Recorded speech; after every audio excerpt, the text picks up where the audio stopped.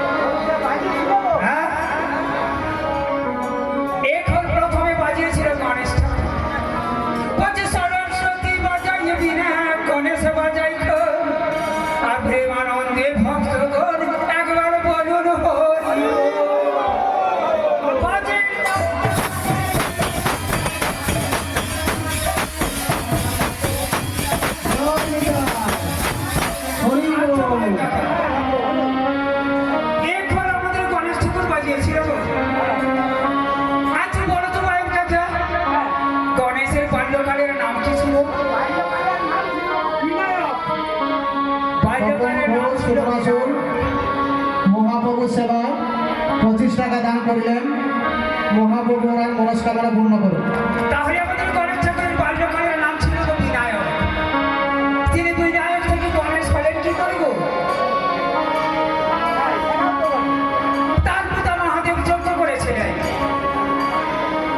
আর সেই যজ্ঞে শনিকে নিমন্ত্রণ করেন। শনি বিনা নিমন্ত্রণে এসেছিলেন, এমন একটা দৃষ্টি দিলেন বিনায়কের মাথাটা উড়ে গেল। তখন কি করলেন তোর মহাদেব? তখন মহাদেব গজহস্তের মাথায় দিয়ে আমার বিনায়কের মাথায় লাগিয়ে দিলেন।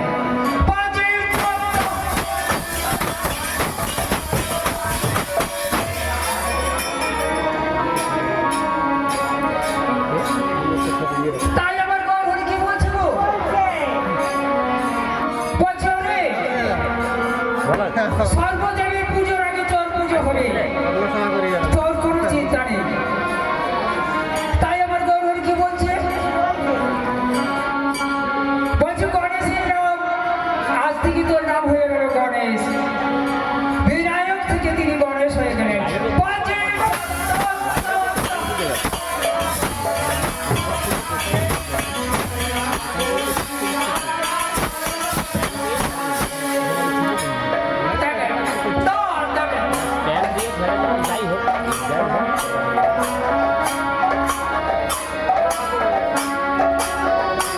तुम्हारे ইয়াটা ইনস্টাতে কানেক্ট করা? না